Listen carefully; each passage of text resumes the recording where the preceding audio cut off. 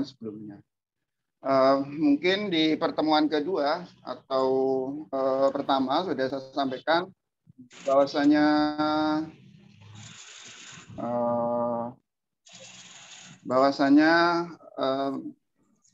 feature itu memang tulisannya berbeda ya, gaya penulisannya berbeda, tapi yang perlu digarisbawahi bahwasanya feature itu adalah tetap bukan karya fiksi ya. Kalau fiksi umpamanya seperti novel, seperti cerpen, itu bisa Anda menulis tanpa berdasarkan fakta. Taruhlah umpamanya hari ini Anda sedang sedih, tapi Anda bisa menulis cerpen yang sedang riang gembira. Atau hari ini di tempat Anda sedang cerah, udaranya ataupun iklim atau cuacanya sedang bagus, tapi ketika menulis puisi Anda bisa mengatakan kalau hari ini di tempat Anda tinggal itu hujan deras gitu kan. Itu berarti itu bukan fakta. Jadi sekali lagi saya ingin tegaskan bahwasanya feature itu tetap fakta, tetap berita yang ada realitanya, ada kejadiannya, cuman gaya penulisannya berbeda itu aja. Nah, oleh karena itu makanya ketika menulis feature pilihannya bisa dua ya, bisa dua dalam artian peristiwanya sebenarnya sudah ditulis oleh beberapa media mainstream maupun di online ya. Umpamanya online hari ini ada berita soal pendistribusian paket sembako untuk warga yang isoman, melakukan isolasi mandiri.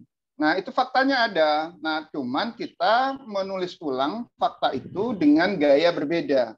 Seperti saya sampaikan di awal bahwasanya yang lebih ketika kita berhadapan dengan sebuah peristiwa itu kan pilihannya tiga. Mau nulis peristiwa itu tiga. Bisa strike news, bisa news value, atau yang terakhir adalah feature. Nah, sehingga dengan demikian fakta yang sudah ada kita bisa terpandu sih sebenarnya.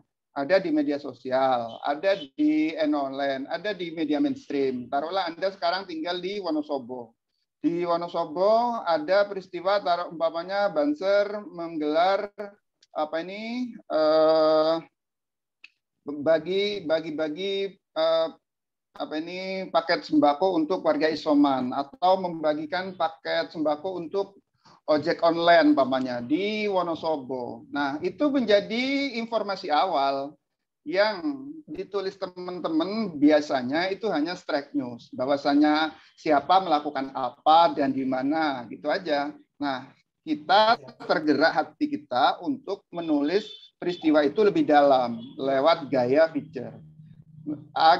Sehingga kemudian informasi yang dari media mainstream bahwasanya di Wonosobo itu ada pembagian paket sembako untuk ojek online, itu kita konfirmasi.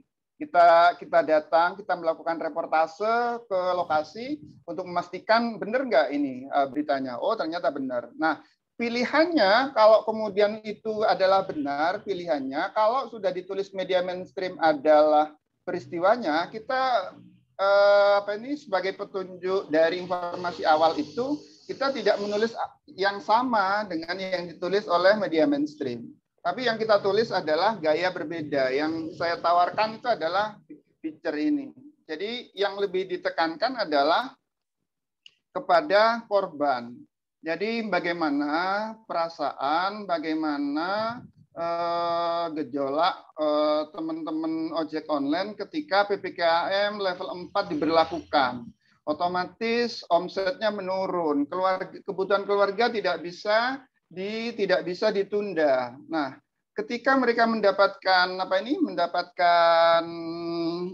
paket sembako itu, itulah yang akan kita eksplorasi, itulah yang akan kita tulis lebih dalam. Itu jadi pertama, jadi bisa informasi itu dari media-media lain. Atau kita yang punya inisiatif membuat berita sendiri. Media-media yang lain tidak memberitakan, tapi kita tahu, taruhlah umpamanya di kecamatan tertentu ya, di tempat panjenengan tinggal, itu ada sesuatu kejadian unik ataupun bukan kejadian, atau peristiwa ataupun berita-berita yang itu menurut Anda tidak cukup hanya ditulis berita cepatnya atau strike news-nya tidak cukup, tapi harus ditulis lebih mendalam. Nah, itu bisa jadi Anda yang justru membuat mengabarkan kepada publik ketika publik tidak tahu terkait peristiwa yang terjadi. Nah, itu ya. Itu yang pertama. Atau feature itu bisa juga memberi latar belakang suatu peristiwa. Jadi menyentuh perasaan dan mengharukan. Seperti saya sampaikan tadi. Anda sekali lagi keywordnya ya, kata kuncinya seperti yang saya sampaikan di awal tuh memang bekal utamanya adalah sensitivitas. Jadi dan kemudian yang kedua daya penciuman, dan yang ketiga adalah diksi yang beraneka ragam. Jadi ketika menurut saya ini kan suasana pandemi ya, suasana pandemi terus kemudian berita duka di loudspeaker musola dan masjid kita hampir setiap waktu ada orang meninggal. Itu kalau kita nggak punya sensitivitas ya didengarkan gitu aja. Tapi kalau yang punya sensitivitas mungkin loh ini yang meninggal ternyata aktivis IPNU atau aktivis IPPNU, malah tempoh hari itu wakil ketua PWNU Jawa Timur. Nah, kan akhirnya harus kita cari informasinya, kira-kira seperti apa. Tidak semata-mata menceritakan soal peristiwanya. Apalagi ya tokoh yang bukan tokoh ataupun orang yang meninggal itu orang biasa-biasa saja umpamanya. Apa menariknya untuk ditulis umpamanya yang bersangkutan itu umpamanya anggota IPNU. Anggota saja itu apa? Kalau dari newspack ataupun sisi beritanya kan nggak dapat. Tapi kita naikkan itu levelnya menjadi umpamanya perasaan sedih, terus kemudian perasaan iba atau perasaan yang berkecamuk untuk dari keluarga, bagaimana tidak, karena memang yang bersangkutan adalah tulang punggung keluarga, aktif di PPNU, di mana-mana kegiatan dia datang, terus kemudian prestasi di sekolah juga menonjol, gitu-gitu. Nah, menurut saya meskipun tokohnya itu biasa-biasa saja, menjadi tetap layak untuk ditulis sebagai karya feature. Itu. Terus kemudian atau bisa juga menghidangkan informasi dengan cara menghibur. Jadi dalam suasana seperti ini barangkali asupan yang paling penting itu kan tidak hanya tidak hanya makanan atau suplemen suplemen tambahan, tapi yang juga tidak kalah penting adalah unsur-unsur hiburan. Nah, kira-kira kalau sebuah peristiwa mau ditulis unsur peristiwanya, tapi yang akan ditonjolkan adalah unsur hiburan, itu adalah gaya penulisannya adalah gaya penulisan feature. Terus kemudian atau mungkin yang terakhir ya, bahwasanya kenapa kita harus memilih feature sebagai pilihan untuk menulis sebuah peristiwa? Karena memang yang tersiar atau yang ada di media itu baru di permukaan. Kita ingin mengungkap sisi lain atau yang lebih dalam dari peristiwa yang ada. Ya, jadi sekali lagi sangat banyak. Kalau teman-teman itu indera penciuman beritanya kuat, menurut saya tidak perlu kemana-mana sebenarnya. Taruhlah umpamanya di tempat Anda ada orang yang biasa gali kuburan.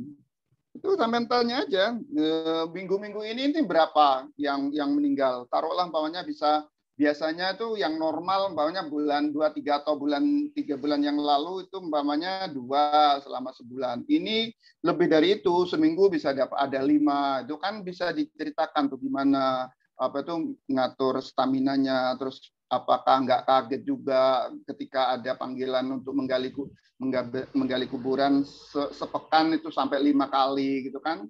Nah, gitu-gitu itu kalau nggak peka ya nggak dapat gitu ya. Makanya sekali lagi keyword atau kata kunci yang mesti teman-teman selalu jaga itu adalah sensitif ataupun peka dengan keadaan sekitar. Itu sebagai pengantar awal ya. Kenapa sekali lagi fitur itu menjadi penting karena memang ada banyak hal yang memang tidak cukup hanya ditulis oleh dengan gaya strike news maupun gaya news value. Memang harus menggunakan pakai pendekat dengan gaya penulisan yang versi feature ini. Itu secara umum ya. Ini barangkali hanya mereview materi-materi sebelum. Nah, sekarang kita sampai kepada yang hal-hal teknis sekarang.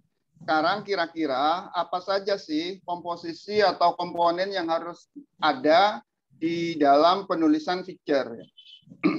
Itu saya mencoba merangkai dari banyak literatur, terus kemudian dari mulai awal sampai akhir. Yang pertama adalah judul. Saya barangkali sudah menceritakan judul itu, bahkan ada penanya ya minggu kemarin atau sebelumnya yang mengingatkan bahwa yang menanyakan kira-kira gimana sih Pak bisa membuat judul yang menarik gitu kan. Judul menarik ya, satu ya yang ingin saya tekankan, tidak ada yang instan. Sekali lagi saya berkali-kali menyampaikan tidak ada yang instan di jurnalistik itu, di penulisan di tulis menulis utamanya di jurnalistik itu tidak ada yang instan. Bahkan ada yang logikanya itu menurut saya melompat gitu ya. Belum pernah nulis, belum bikin konten, tapi menanyakan gimana cara bikin konten yang viral gitu. Ini kan melompat, nulis saja belum, bikin konten saja belum, tapi kok tiba-tiba minta yang viral. Itu kan betapa bahwasanya teman-teman masih yang istilahnya logikanya itu melompat-lompat, masih tidak runtut. Mestinya yang ditanyakan itu gimana caranya saya bisa nulis yang baik gitu dulu. Terus baru kemudian komposisi kalimatnya seperti apa. Tidak tiba-tiba belum apa-apa langsung pingin viral. Itu kan pengunjungnya banyak, pembacanya, peminatnya tinggi dan sejenisnya. Jadi itu barangkali yang perlu diingat bahwasanya tidak ada di dunia tulis-menulis, termasuk juga di jurnalistik itu yang instan. Maksudnya gimana? Ya kalau pingin punya alternatif ataupun pingin memiliki kemampuan membuat judul yang baik, itu berarti ya harus sering-sering membuat judul gitu. Bahkan kalau bisa satu tulisan yang sudah Anda buat, coba dibuat judul dengan berbagai macam versi. Bisa umpamanya satu tulisan judulnya 5. Gitu. Saya juga pernah kemarin kan mengilustrasikan, silakan Anda memegang apa saja benda yang di depan Anda saat ini. Tidak hanya diperhatikan, tidak hanya dilihat, dipegang dan tapi yang harus dilakukan adalah membuat minimal 10 pertanyaan dari benda yang kita pegang saat ini. Saya taruhlah umpamanya sekarang di depan saya ada mouse. Mouse itu saya harus paksa bagaimana untuk bisa membuat paling tidak 10 pertanyaan. Kenapa mouse ini hitam? Kenapa mereknya Logitech? Kenapa kemudian ada scrollnya di tengah? Kenapa ke atas? Gitu-gitu. Minimal 10. Nah, kalau itu sudah biasa Anda lakukan, Anda akan nanti terbiasa. Sama juga dengan judul. Judul itu, kalau boleh saya mengatakan, judul itu adalah pertaruhan dari sebuah tulisan. Kalau judulnya sudah tidak menarik, namanya pertaruhan ya dipertaruhkan betul. Isinya gambar dan tulisan Anda seluruhnya itu dipertaruhkan di judul itu. Kalau kemudian judulnya sudah dari awal tidak menarik, jangan diharap pembaca akan. Anda mau ke tempat mana ya, Ti?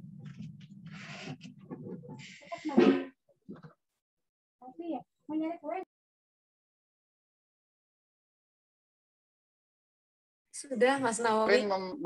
Memberikan ilustrasi kenapa kita suka belanja ke Alfamart, Indomart, Basmalah-Mart, terus kemudian NO-Mart, kalau di Surabaya itu ada Harumat. Itu karena pertama ya dari sisi judul ya, kalau di kalau di tulisan itu judul, kalau di toko-toko modern itu adalah etalase. Judul itu adalah etalase. Jadi kalau etalase, kenapa kita suka ya belanja padahal kadang-kadang harganya selisih agak jauh itu kan. Kecuali yang memang teman-teman yang biasa cari-cari bonus itu kan. Kalau beli ini dapat bonus itu kan ada aplikasi ataupun kita jadi member punya punya ikut di itu, kemudian ada salah satu produk yang memang memberikan promo. Saya kemarin belanja ke salah satu kan belanja sih, dampingi ada yang belanja teman gitu kan, terus kemudian tanya ke ke penjaganya, Mas ada yang promo nggak? Baru ada besok Pak, tanggal 1. Butuhnya sekarang, nunggunya besok gitu kan. Nah, kalau orang teman-teman yang sudah biasa tahu kan baru bisa belanjanya besok. Nah, di luar itu semua, jadi judul itu adalah etalase. Kalau judulnya sekali lagi ada salah satu produk ya, tapi ini khusus bagi teman-teman yang kelahiran tahun 70, 80, pertengahan gitu kan. Kalau yang sekarang udah nggak ada tuh anak-anak muda yang. Itu ada iklan salah satu produk parfum itu ya, Axe itu kan. Axe itu kan bikin tagline kesan pertama begitu menggoda. Selanjutnya terserah Anda. Itu kan tagline-nya Axe itu begitu. Nah, sama juga dengan judul. Judul itu harus menimbulkan kesan menggoda. Selanjutnya ya bacalah gitu. Jadi judul sekali lagi judul itu pertaruhan. Sehingga judul harus mampu memikat pembaca. Terus kemudian judul yang memikat pembaca itu tidak harus berupa ringkasan. Yang penting harus menarik dan menggugah minat. Itu aja kata kuncinya. Dan sekali lagi kalau panjenengan jadi jadi kontributor itu kan pasti bertaruh itu kan, sebelum dikirim ke redaksi ini kan saya mau kasih judul gimana ini biar satu redaktur tertarik, kedua pembaca tertarik itu kan. Itu kadang-kadang tidak serta merta itu. Jadi setelah selesai narasinya ada gini ya, judul itu bisa 2 opsi ya, atau bisa 3 opsi lah. Jadi ada orang yang harus nulis judul dulu baru dia idenya ngalir. Itu ada tipe seperti itu. Tapi tidak sedikit yang nulis dulu, judulnya di akhir. Ya, baru bisa dapat ide judul itu kalau sudah narasinya lengkap. Atau ketika sudah masih di pertengahan nulis, memproses, itu sudah ada yang keluar tuh muncul ide judulnya. Nah, itu segera ditulis saja sebagai opsi. Jangan sampai habis selesai ditulis, lupa itu karena tadi judulnya keren tapi aku lupa tadi apa ini, hilang kan ya.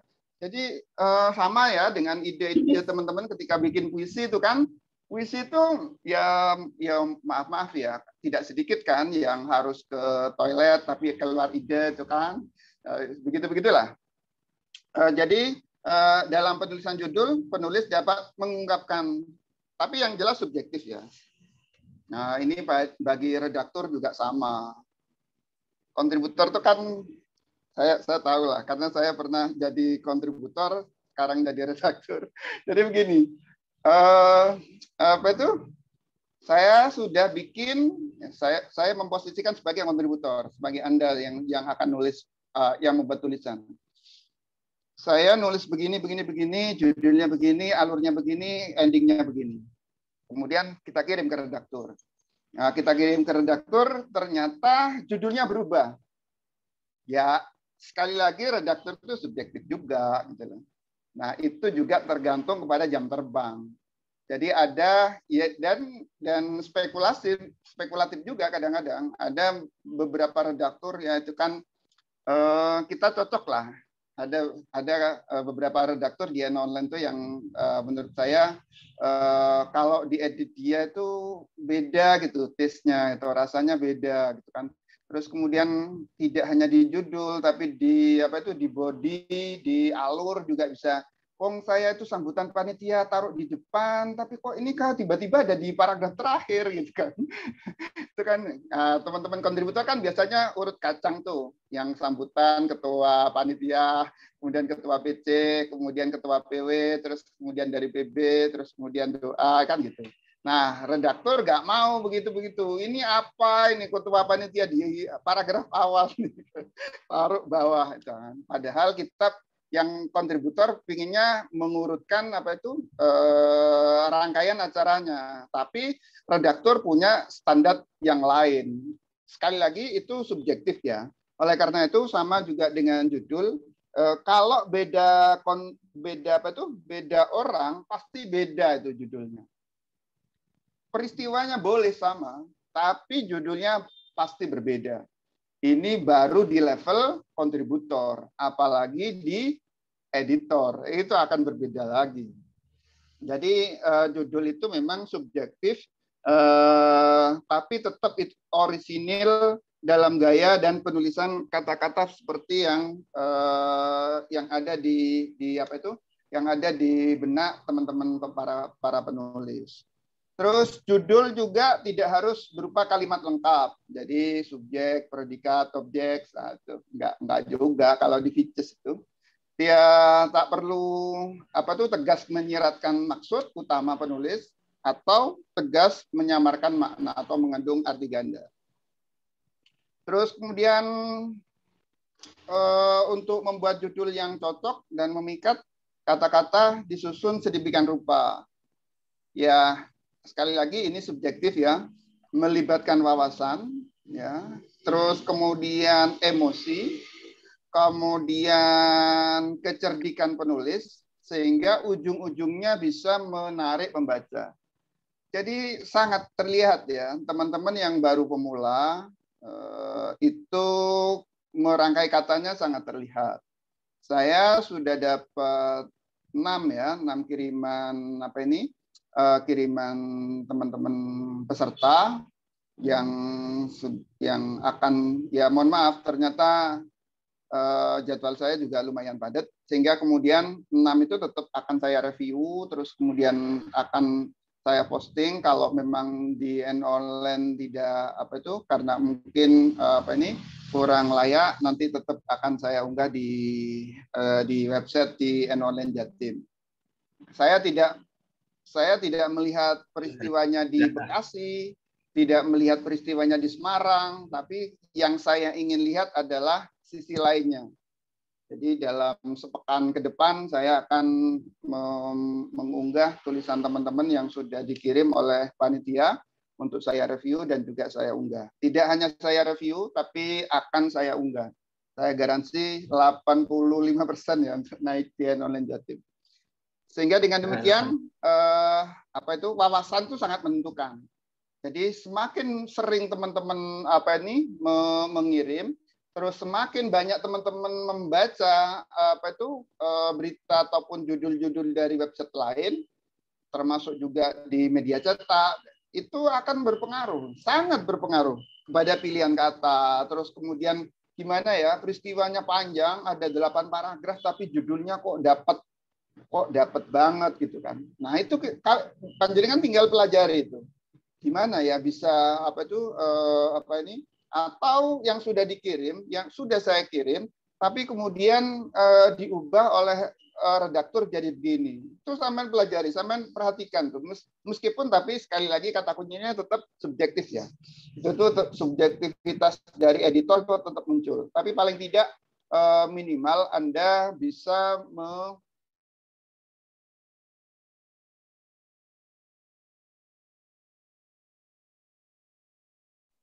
Mas Nawawi suaranya hilang. Halo? Iya, nggak ada suaranya ini. Oh iya, berarti halo Mas Nawawi. Suaranya tidak terdengar.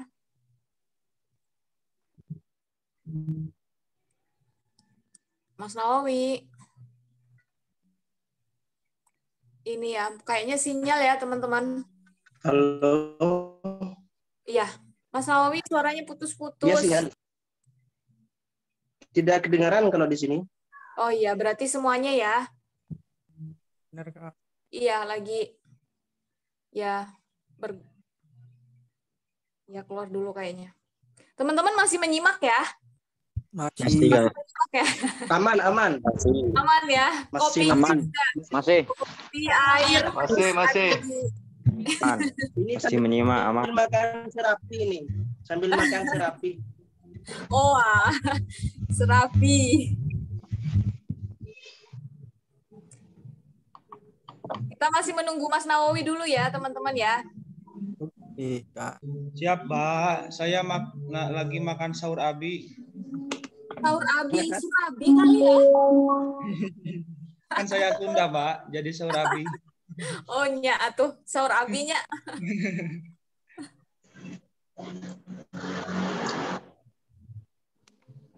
Mas Kendi ada ya, Mas Kendi? Iya, Mas Kendi ada. Alhamdulillah teman-teman, Kayaknya kepala sekolah santai ya, kita, Mas Kendi ya. kepala sekolah kita kemarin baru menempati rumah barunya di Citayam. Kita doakan mudah-mudahan rezekinya lancar. Halo. Saya Amin. sampai selesai itu rumah ya. Oke, Mas Nawawi sudah bergabung. Amin. Ya, kayaknya wifi saya sih bermasalah. Oke.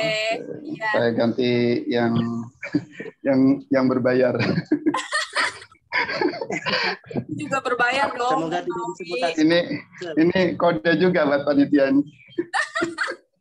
Oke ya. Jadi ada juga sesekali sesekali juga terjadi.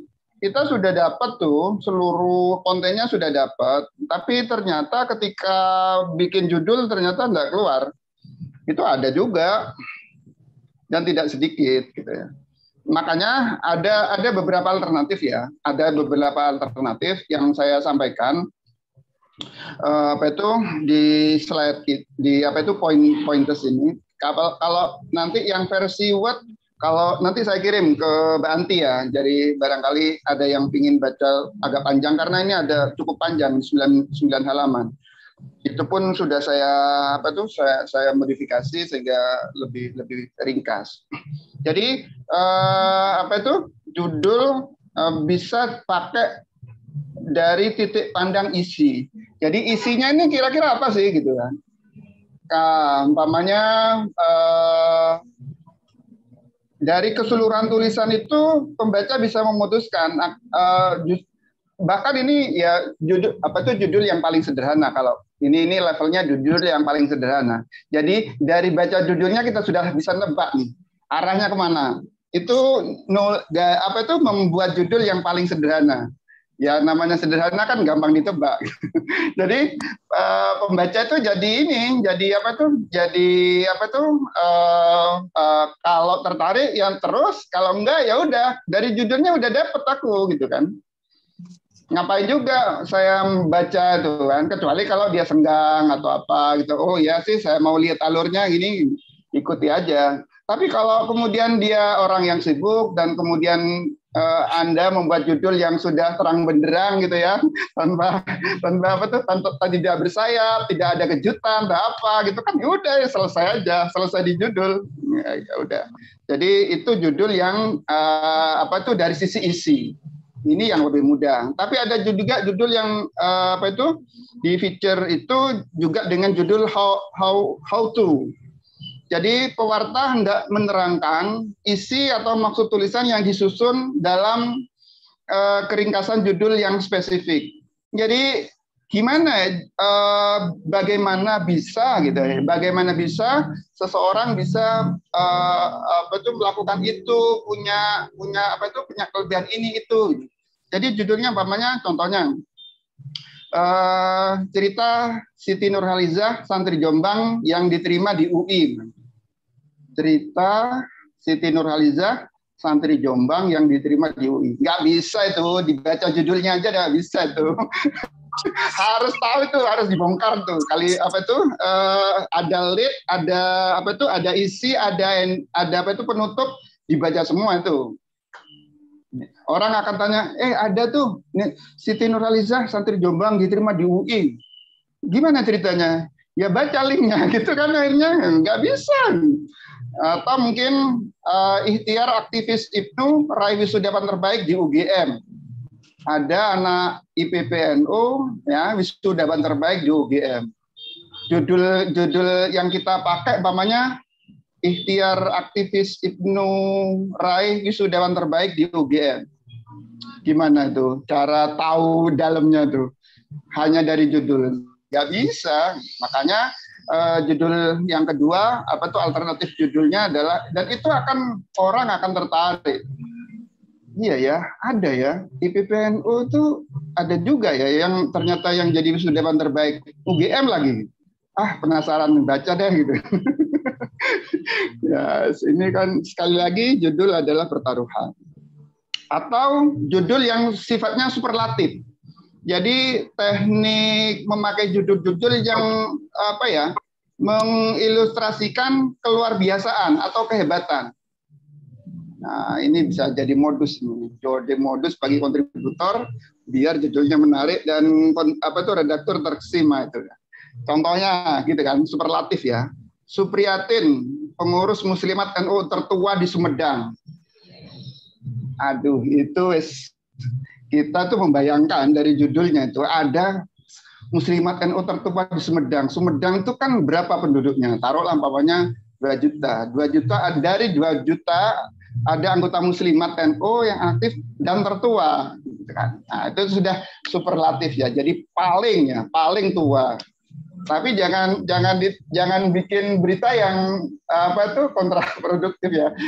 Kalau kita biasanya ya kalau jadi wali murid ataupun jadi siswa itu kan ada pengumuman peserta pelajar kelas 3 ranking pertama gitu kan. Nah, jadi dia jadi bintang kelas. Nah, kalau binatang kelasnya nggak usah disebut, nggak usah ditulis. jadi nggak perlu. Jadi benar superlatif tapi yang negatif enggak lah. Gitu. Terus kemudian contoh lain bahwanya lebih dekat dengan Banser paling muda di Bandung. Bahwanya ditulis saja judul nama orangnya Mbaknya Supriyanto, Banser paling muda di Bandung.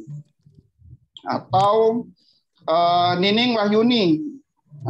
Tapi ini agak nakal ya, tapi jangan asumsinya jangan negatif. Nining Wahyuni janda 6 anak yang sukses berbisnis. Jadi kira-kira yang paling yang kira-kira membuat ini ada unsur keluar biasaan gitu atau kehebatan. Nah, itu bisa panjenengan Anda pastikan itu di judul. Itu judul dengan gaya superlatif. Atau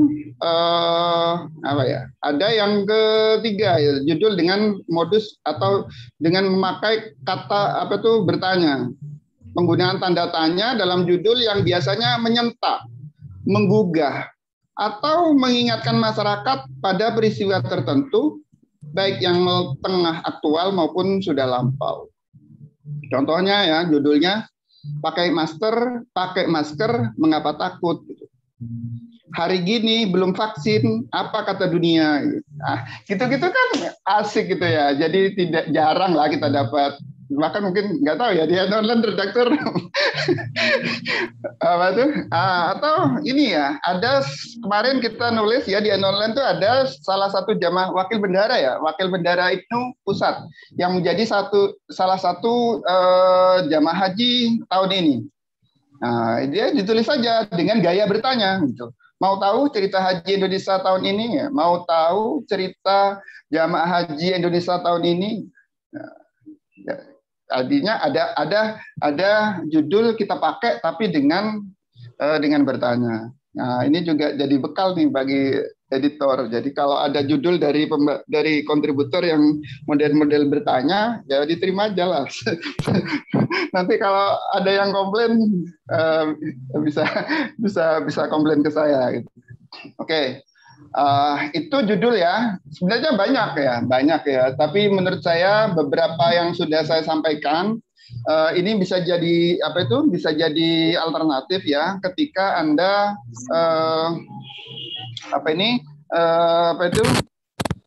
kira-kira mau membuat judul seperti apa? Apakah yang biasa-biasa saja, yang dari sisi titik pandang isi, atau bagaimana bisa mendapatkan apa, meraih apa, dan sejenisnya, atau yang superlatif, orang terkaya, terpandai, terluman, di NU di Jombang itu ada muslimat yang sudah 25 tahun yang donor di salah satu kecamatan. Di salah satu kecamatan dia itu donor sudah 25 tahun. Nah, itu kan superlatif tuh. Ada kesan keluar biasaan gitu kan. Nah, terus ada atau bisa juga dengan bertanya. Oke, jadi sekali lagi judul adalah pertaruhan. Sudah saya kasih rahasianya untuk bisa bisa menjadi judul kita menarik seperti apa.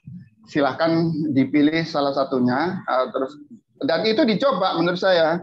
Jangan hanya Anda sekarang dapat materi ini, tapi kalau nggak dicoba nggak akan bisa tuh.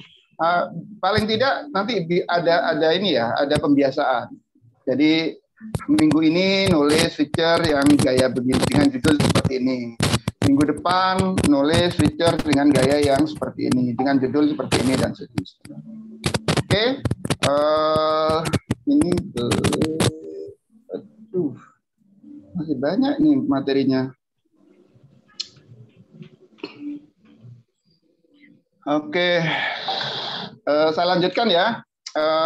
Kemudian pertaruhan berikutnya, sekali lagi gini, feature itu nggak bisa dipotong seperti strike news maupun news value, ya.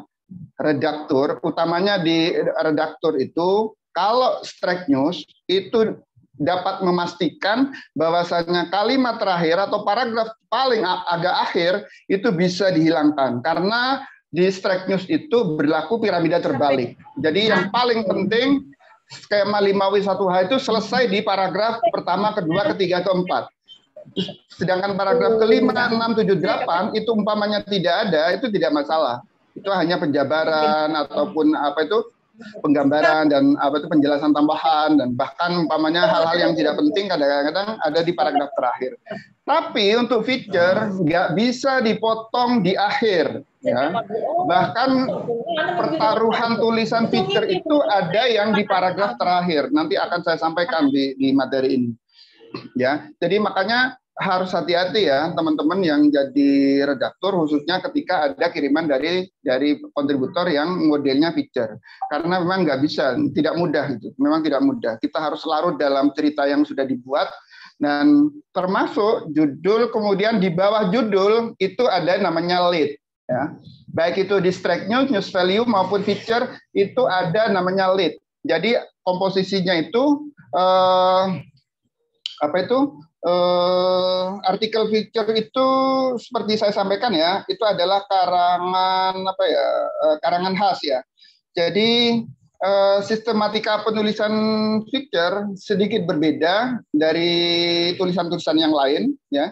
Jadi artikel feature itu memiliki bagian terpenting yang membedakan dengan artikel yang lain. Bagian tersebut ya, bagian yang dimaksud itu adalah teras atau lead. Jadi pada artikel feature, lead diletakkan di bagian paling atas, tepatnya setelah judul, dan jika pada berita hard news, lead ditulis setelah judul dan deadline. Kota, terus kemudian itu biasanya ada lead-nya. Di feature juga sama. Terus kemudian model ya, karena begini, orang tertarik dengan judulnya ya, judulnya sudah dapat. Tapi judul bagus, judul menarik, judul yang kira-kira menimbulkan rasa ingin tahu, itu juga harus diimbangi dengan lead yang menarik juga. Makanya di sini saya banyak sekali pilihannya. Ada lead ataupun teras analogi. Contohnya gini, saya kasih contoh aja. Jadi kalau analogi itu feature yang menampilkan dua watak, atau yang sebelumnya ya. Yang pertama itu sebentar. Ya, analogi ya. Analogi itu feature yang menampilkan dua watak, suasana atau hal yang mirip atau bahkan sama. Contohnya begini. Contoh lead-nya ya. Kalau judul kan sudah selesai. Kalau judul pasti kalau bisa sih nggak terlalu panjang. Kalau di online tuh maksimal 12 kata. Kalau di online Jatim tuh sekitar 11 maksimal. Kalau bisa 10 atau bahkan 8. Nah, sekarang ini lead di bawah judul. Jadi contohnya gini, saya bikin ilustrasi begini. Ini sudah masuk di lead ya. Seluruh supporter lomba baca kitab dari pesantren Lirboyo Kediri merayakan kemenangan dengan menyanyikan lagu Ya Ahlal Waton. Pada saat yang sama, di kantin pesantren, sejumlah santri yang menonton perlombaan di televisi dengan penuh riang menyanyikan lagu yang sama. Jadi teras analogi atau analogi lead itu suasananya sama, tapi lokasinya atau tempatnya berbeda. Itu dijadikan lead. Atau umpamanya yang agak ini ya politik ya. Saat rezim Orde Baru berkuasa, praktek KKN sangat marak. Kini rezim Orde Baru tinggal sejarah dan diganti dengan Orde Reformasi, namun kenyataannya praktek KKN masih marak juga. Nah ini kan sama. Orde Baru KKN, Orde Reformasi juga KKN. Gitu. Tapi ini dijadikan lead. Itu kalau lead analogi. Saya percepat aja. Atau teras sapaan. Teras sapaan itu lead yang mirip pertanyaan namun lebih akrab. Nah, gini ya. Contohnya begini. Malas mandi dengan air dingin pada pagi hari, jangan lagi. Pasalnya, penelitian menunjukkan mandi air dingin bermanfaat bagi kesehatan. Nah, ada unsur pertanyaannya. Jadi tidak suka mandi pagi dengan air dingin, nah gitu katakan. Ada penyapaan. Terus kemudian ada contoh lagi, umpamanya kalimat pernah memperhatikan cara duduk, ternyata mode duduk yang salah bisa menyebabkan datangnya penyakit. Nah itu ditampilkan di lead. Itu kalau lead kita mencoba menyapa pembaca kita itu dengan menyapa dulu. Tidak langsung kemudian, tapi itu tetap isinya tetap yang yang ada di body ataupun di tulisan kita itu tetap akan berbicara soal soal penyakit lah, cara duduk yang jelek, terus kemudian kebiasaan tidak mandi pagi itu kan ternyata berbahaya itu, tapi kontennya isinya tetap sama. Atau bisa juga dengan lead pakai kalimat pendek. Kalimatnya pendek, singkat saja, kayak cekak-cekak gitu kalau bahasa Jawa. Contohnya begini ya. Jadi kalau lead kalimat pendek itu kalimatnya singkat, terdiri dari 1 atau 2 kata. Contohnya gini. Serba hijau, titik ya. Serba hijau, titik. Pintu gerbangnya bercat hijau, titik. Mobil, meja, meja kerja, teralis, gorden, cat rumah, genting, semuanya hijau. Kemudian dipertegas dengan kalimat langsung, hijau berarti sejuk. Kata maslahah pemilik rumah yang juga hampir setiap hari memakai baju hijau. Nah, jadi cekak-cekak saja. Ya, ini sekali lagi cita rasa ya. Kalau dengan tidak, biasanya kan narasinya panjang-panjang. Ini ada alternatif lead yang cekak, yang yang pendek. Serba hijau, titik, pintu gerbang bercat hijau, titik, mobil, meja kerja, teralis, garden, cat rumah, genting, semuanya hijau, titik. Nah, gitu kan. Atau ada kalimat yang lain, saya buat ilustrasi begini. Uang, titik. Hanya itu yang ada di pikiran Rahman, penjual minuman keliling. Dalam tanda kutip, saya lakukan semua ini demi uang, katanya kepada wartawan online. Itu kan singkat kan? Tapi ini menarik, ada lead gaya model seperti ini. Atau ada yang model kutipan atau question lead quote ya. Tapi adalah umpamanya gini. menjadi mahasiswa teladan. Tapi ini sudah kutipan ya. Lead, tapi kita pakai sebagai dengan menggunakan kalimat langsung atau kutipan. Tanda kutip ya, buka kutip. Menjadi mahasiswa teladan dengan IP sempurna tidak dapat diraih dengan mudah, kata Hilyatul Makmunah. Ditambahkan lagi dengan tanda kutip berikutnya, tidak semata rajin datang saat dosen mengisi kuliah, juga memperkaya diri dengan membaca banyak literatur. Hilya adalah wisudawan terbaik Universitas Airlangga Surabaya. Nah gitu, lead-nya begitu, bunyinya begitu. Oke, atau yang agak ini ya, yang agak ini ya, saya mau menyebut seseorang ini di online. Jadi teras epigram atau teras yang menggunakan ungkapan atau pepatah. Ya, contohnya ya mohon maaf kalau ada nama yang saya sebut. Candy Setiawan memilih jurus sedia payung sebelum hujan.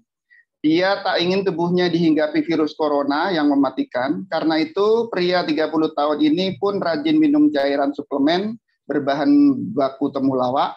Namun keyakinan konsumen seperti Candy ini tengah dipertanyakan. Ada kita pakai ungkapan atau pepatah, sedia payung sebelum hujan. Ya, di lead itu kita pakai pepatah. Atau contoh kedua, untuk ya kita masih pakai pepatah ya, ungkapan. Untung tak dapat diraih, malang tak bisa ditolak. Pepatah ini tampaknya tepat untuk Anti Husnawati. Di usianya yang masih belia, ketiban rezeki berkunjung ke kawasan Papua. Namun tidak hanya kisah senang yang dialami, badan bentol-bentol juga dirasakan selama pelesir. Kan, jangan marah. Ya, jadi ini kan berdasarkan status kamu di Facebook. Jadi jadi kita pakai pepatah ya. Ada juga yang pakai. Itu kayaknya nendang banget gitu ya. Nendang banget ya. Untuk kalau kamu belum bikin tulisan features tentang kunjungan ke Papua, ini bisa dipakai tulitnya. Terus terakhir Aduh masih banyak ini, sudah jam 11 ya. Kemudian ada di setelah judul, lead, kemudian baru isi atau tubuh, batang tubuh atau atau body text atau apalah bahasanya. Jadi setelah tahu bagaimana lead yang baik untuk feature, tiba saatnya berkisah dan menulis di batang tubuh. Jadi kalau mau nulis feature itu titik tekannya satu, kronologis ya. Jadi pastikan alurnya itu runut ya, runut. Jadi dari awal sampai akhir. Kalau memang mau bercerita tentang perjalanan ke Papua ya mungkin dari mulai keberangkatan, saat di sana, terus kemudian ketika pulang. Jadi itu secara kronologinya dipastikan, tidak melompat-lompat. Alurnya itu mengalir dan memang sesuai dengan. Meskipun yang akan ditonjolkan apa umpamanya ketika bentol-bentol atau ketika seneng atau ketika berenang atau ketika apa itu terserah. Terus kemudian deskriptif ya. Jadi ya disampaikan dengan dengan bahasa yang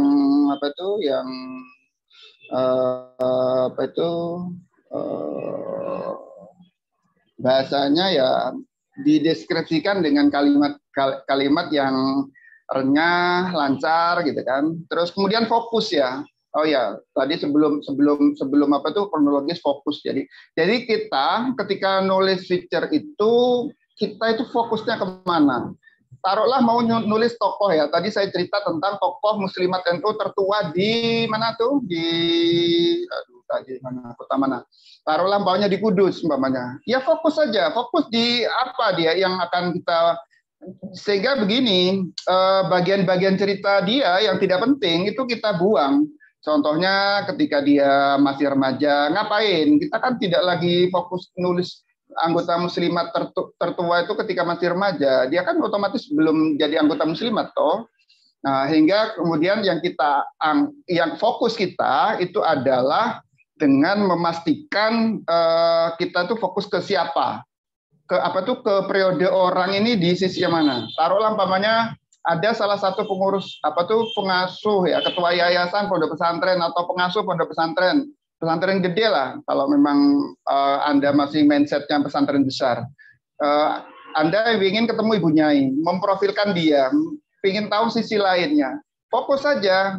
Perjalanan orang itu kan panjang. Ada ketika dia masih di pondok, ada ketika dia masih kuliah, ada ketika saat ini dia sudah berkeluarga. Itu aja yang difokuskan. Baru kemudian kronologinya dia jadi pengurus muslimat itu kayak apa, terus kemudian menjadi syukur-syukur ada bukti otentik dia kartu keanggotaan yang tahun berapa 60 atau tahun 40-an gitu kan, keren kan. Terus kemudian disampaikan secara kronologis, deskripsinya bagus. Nah, yang tidak kalah penting ya kutipan ucapan. Jadi kutipan ucapan itu hanya mempertegas. Teman-teman sebenarnya sudah saya ingatkan ya terkait ini feature itu tidak berdiri sendiri. Dia bersambungan dengan teknik kemampuan jurnalistik lain, termasuk teknik wawancara. Teknik wawancara itu seperti saya ingatkan harus datang jangan datang dengan kepala kosong, harus datang dengan sejumlah pertanyaan. Jadi kalau mau nulis profil Ibu Nyai yang sekarang jadi pengasuh pondok pesantren Tambak Beras umpamanya atau pesantren Tebu Ireng umpamanya. Kita fokus kalau ke Tebu Ireng umpamanya kalau ke kiainya atau pengasuhnya kan sudah biasa. Yang belum terungkap itu adalah Ibu Nyai pengasuh Ibu Nyai dari pengasuh pesantren Tebu Ireng umpamanya atau Ibu Nyai dari pengasuh ketua yayasan Tambak Beras atau di teman-teman yang di tempat yang lain umpamanya yang besar itu fokus banyak ke Ibu Nyai. Ya udah tinggal difokuskan saja. Nah, saat mau wawancara itu kita biasanya ada teknik wawancara. Teknik wawancara itu apa mananya? Kita tidak datang dengan kepala kosong. Siapkan sebanyak mungkin pertanyaan. Saya tadi sudah mengilustrasikan apa sih sebenarnya benda yang sedang kita bawa sekarang yang ada di tempat panjenengan. Saya umpamanya ada botol minuman air putihnya, ada yang tutupnya hijau, ada yang kuning. Itu kan harus dibuat itu pertanyaannya. Kenapa kuning? Kemudian apa nggak ada warna lain? Terus bentuknya kok seperti ini? Nah, sama juga mau ketemu sama Ibu Nyai juga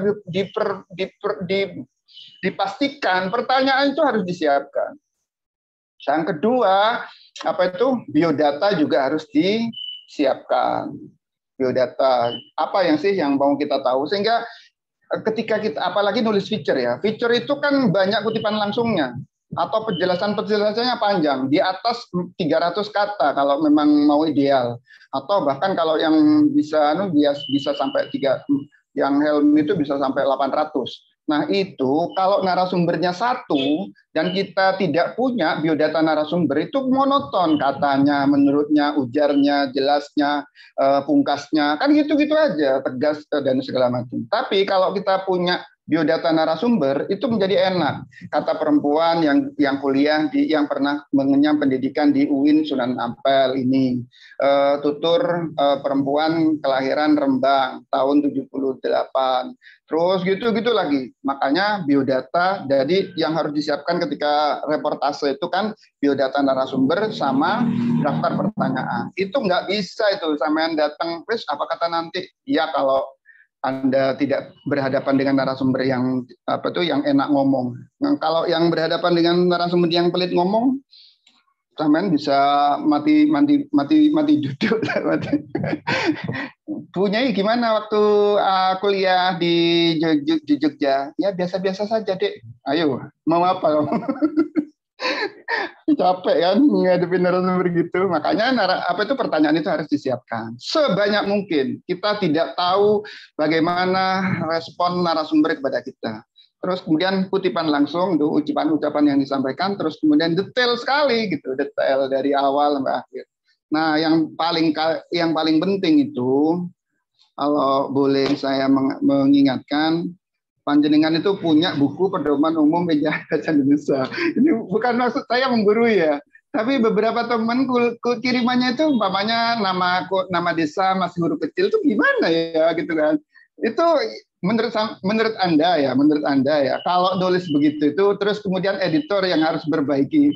Kan kenapa harus editor? Kan mestinya jenengan dulu yang harus memiliki kemampuan itu gitu ya.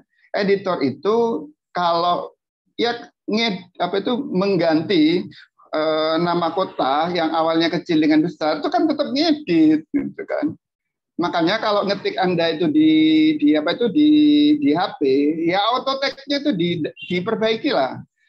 Jadi beberapa kata yang memang itu harus huruf besar, nama kota, nama desa, kecamatan itu makanya pengetahuan tentang pedoman umum ejaan bahasa desa itu harus terakhir mungkin 5 menit ya Pi ya. Aduh. Terus kemudian yang terakhir ini adalah penutup ya. Penutup itu paling tidak ada 3 ya ciri-ciri dari tulisan penutup di feature. Yang pertama adalah ringkasan. Ya, tinggal menyebutkan saja bahwasanya banyak kisah yang bisa kita tangkap dari perjalanan ini dan gitu. Atau bisa dengan kalimat penutup yang penyengat, jadi membuat pembaca kaget karena sama sekali tidak menduga-duga gitu. Contohnya ya, ini sebenarnya contoh ini ya, contoh umpamanya ada cerita gini ya, ada cerita umpamanya tapi ini negatif ya, ada umpamanya orang yang masuk penjara. Sebelum di penjara dia melakukan tindakan kriminal. Kemudian saat digerebek polisi ada perlawanan, ada macam-macam. Terus kemudian yang bersangkutan masuk penjara. Terus kemudian, kita mengasumsikan ketika dia masuk penjara itu sudah selesai, gitu kan? Dia sudah tobat. Ternyata di ending tulisan kita tulis seminggu berada di penjara, ternyata Udin melarikan diri. Selesai itu. Nah itu kan gimana tuh kan? Itu kan belum selesai tuh ceritanya. Nah tapi ada juga penutup feature itu yang begitu, sama dengan adegan film-film yang kita tidak happy ending semua gitu ya. Jadi ada yang memang membuat pembaca itu kemudian menebak-nebak kira-kira Udin ini kemana lagi gitu kan. Ketangkap lagi enggak, ketembak lagi enggak kakinya gitu kan. Terus kemudian kalau ketembak lagi itu dia divonis berapa tahun lagi gitu kan. Terus kemudian nanti kalau di penjara keluar lagi enggak gitu kan. Enggak selesai cerita Udin ini. Ya kan. Ya, terus kemudian ada juga yang ya karena sama sekali kita enggak menduga itu. Contohnya seperti ini saya ambil di beberapa media. Jadi ya itu tadi tertangkap sudah seru sekali, ada ada buku tembak, terus kemudian yang yang banditnya melawan, terus kemudian ada tarung fisik segala macam, bahkan polisi ada yang terluka dan macam-macam. Endingnya esok harinya bandit ini malamnya bandit itu dimasukin ke penjara, esok harinya dia ternyata kabur dari penjara. Itu sudah selesai segitu. Silakan pembaca itu menyimpulkan nanti Udin ini mau diumber seperti apa lagi. Atau ada yang penutupnya itu klimaks. Ya. Jadi penutup klimaks ini penutup biasa karena cerita yang disusun tadi sudah kronologis. Tapi penyelesaiannya itu jelas. Ya. Di masa lalu ada seorang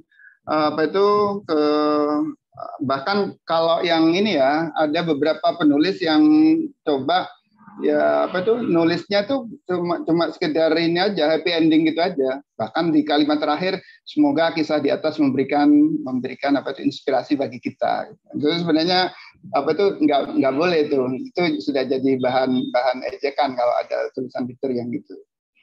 Atau cerita yang mengambang ada juga sih seperti itu. Tapi yang jelas ada 3 pilihan ya, 3 pilihan ketika mengakhiri tulisan feature, bisa dengan penutup yang biasa, ringkasan, atau penyengat atau klimaks.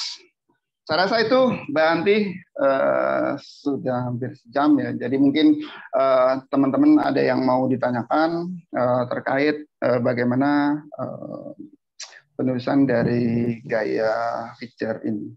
Saya kembalikan ke Mbak Anti. Oke, baik Mas Nawawi, terima kasih banyak. Sangat luar biasa pemaparan hari ini. Detail, lugas, singkat, padat, dan jelas ya teman-teman. Nah, kita beri waktu dulu buat Mas Nawawi buat ngopi, minum. Ya teman-teman, kalau mau ada yang ditanyakan, silahkan. Kita ada 1 jam ke depan untuk sesi tanya-jawab. Silahkan dimanfaatkan untuk bertanya sebanyak-banyaknya, dipraktekkan sebanyak-banyaknya. Oke, di sini sudah ada Mbak Siti Nur Samsiah. Halo Mbak Siti, ada Mbak Zahra Mai. Kemudian ada Mbak Nelly Rohma. Saya seneng deh hari ini. Yang nanya ini cewek semua, alhamdulillah. Silakan Mbak Siti untuk pertama. Oke. Mbak Siti, perkenalkan nama dan dari mana? Bismillahirrahmanirrahim. Assalamualaikum warahmatullahi wabarakatuh. Waalaikumsalam warahmatullahi wabarakatuh. Assalamualaikum Mas Nawawi dan juga teman-teman. Ya, salam. Ini mau menyampaikan tentang kegelisahan saat menulis strike news yang kadang juga harus menjadi feature kan. Tadi ada lead kan, itu beberapa lead banyak banget. Nah, kadang tuh kita sering kebingungan Mas, harus memilihnya yang mana, kayak misalkan tadi sesuatu yang luar biasa, kayak misalkan yang usianya udah tua itu misalkan. Nah, kemudian kadang bingungnya tuh begini untuk memilih lead itu. Belum sampai memilih lead-nya tuh kadang suka kesulitan juga ini kan ya gitu kan. Apakah ini masuk bagian yang lain kayak gitu. Nah, tips sebenarnya untuk kita tahu sendiri gitu Mas, ngira-ngira kalau ini pantas jadi lead atau enggak itu gimana. kadang udah nulis jadi itu pas dibaca lagi itu tiba-tiba tak pindah-pindah Mas. Ini tak pindah ke atas, ini tak pindah ke bawah kan kayak gitu. Kalau tadi katanya Mas Nawawi itu sebenarnya kayaknya yang lebih enak melakukan pemindahan itu kan apa namanya editor yang lain ya. Kadang pas baca itu pinginnya dipindah-pindah kok kayaknya nggak cocok gitu Mas. Jadi memposisikan untuk jadi lead atau tidak itu gimana tipsnya Mas? Matur suwun. Siap. Oke, Mbak Siti, terima kasih pertanyaannya. Monggo disimak, silakan Mas Nawawi. Ya, yang jelas gini ya, sama juga kasusnya barangkali dengan judul ya Mbak Siti ya. Jadi judul itu seperti yang saya sampaikan, pilihannya itu ada 3. Ada yang orang bisa membuat judul itu saat sebelum nulis. Dapat sudah, idenya dapat, bahkan judulnya sudah dapat. Masalahnya nggak nerusin kata-katanya, ini yang ribet gitu ya. Ada kan orang yang seperti itu, sudah dapat, sudah inti yang mau kita bahas. Umpamanya ya, ada wisudawan terbaik. Ternyata dia dari orang tuanya adalah pengayuh beca. Itu kan sudah dapat itu. Wisudawan terbaik UGM adalah anak tukang beca. Dapat sudah itu, keren kan? Nah masalahnya sekarang kemudian menarasikan. Oke, kemudian narasinya dapat. Nah setelah judul dapat, itu kan seperti saya sampaikan. Pertaruhan berikutnya itu kan adalah lead. Lead itu bergantung sih. Kalau memang mau nggak ribet, ya tinggal kira-kira mencari padanan kalimat untuk kalimat panjang ya. Yang panjenengan tulis itu kan di atas 5 sampai 6 paragraf ya. Ini ada tantangan sampean membuat hanya sekitar 15 sampai 20 kata. Itu kan mestinya lebih mudah toh? Karena sampean sudah nulis antara 7 sampai 8 paragraf. Ini ada tantangan untuk bikin 20 kata saja. Itu kan mestinya lebih mudah. kalau Anda yang nulis sendiri ya. Kalau nggak nulis sendiri nggak tahu. Nah, makanya karena kan kita sudah tahu alurnya. Taruhlah tadi makanya saya mau bilang terkait dengan wisudawan anak tukang beca. Ya tinggal tapi ini terus terang ya Mbak Siti Nur Samsia ya, ini subjektif ya. Ini terus terang subjektif satu, yang kedua bergantung dengan jam terbang. Kalau saya ya pasti dapat lah. Karena meskipun saya taruhlah nggak ikut peristiwanya, tapi Anda cerita, Pak Saiful, ini ada wisudawan dari UGM, tapi dia wisudawan terbaik, tapi dia itu anaknya tukang beca. Saya judul sama lead-nya udah dapat, ya kan? Lead-nya itu bisa dengan kalimat berbeda. Taruhlah umpamanya ya, menjadi anak dari orang tukang beca bukan aib bagi Siti Nur Samsia. Betapa tidak dengan dengan latar belakang orang tua seperti itu, semangatnya untuk menuntaskan pendidikan di UGM tidak surut. Bahkan pada wisuda kemarin dia didaulat sebagai wisudawan terbaik. Gitu kan? Dapat udah. Itu lead tuh. Padahal saya nggak tahu itu isinya. Tapi saya bisa mendramatisir ininya, lead-nya sama judulnya. Nah, teman-teman itu tinggal bagaimana memperkaya istilahnya memperbanyak jam terbang. Nah, tadi sudah saya beri pancingan tuh, kira-kira mau ngambil lead yang model apa gitu, apa yang model analogi atau sapaan, kalimat pendek, kutipan atau segala macam, atau epigram. Jadi ya itu kan cuma hanya membahasakan aja Mbak Siti ya. Itu kan hanya mensistematikakan bahwasanya ada model lead yang seperti itu. Tapi sekali lagi itu subjektif sekali. Redaktur juga subjektif. Jadi kalau kemudian judul dan lead-nya diganti, bahkan body text-nya diganti, ya Anda berhadapan dengan redaktur yang baik hati itu. Karena ya mohon maaf sekali lagi mohon maaf. Jadi redaktur itu juga nggak gampang ya. Satu, paling tidak baca dulu alurnya. Yang kedua, sudah nangkep alurnya, kemudian ini mau diterima apa adanya atau mau ada dibongkar nih. Konsekuensinya kalau dibongkar itu butuh waktu sekitar 1 sampai ya setengah jam sampai 1 jam. Bayangkan hanya untuk kiriman dari Mbak Siti Nur Samsia harus butuh waktu 1 jam umpamanya. Nah, kalau nggak mau ribet, ya, konsekuensinya 2. Tulisan Anda tidak dibaca, nah, ya, atau diproses tapi ketika senggang. Ini manusiawi ya. Saya tidak lagi sedang membela teman-teman redaktur, tapi ini manusiawi. Jadi kalau di Jatim itu kan standarnya MUT ya, MUT, menarik, unik dan tertata. Kalau menarik meskipun tidak tertata masih kita tolong. Tapi kalau sudah tidak atau unik ya, ada unik. Tadi itu anak tukang becak jadi jadi wisudawan terbaik. Itu kan unik tuh.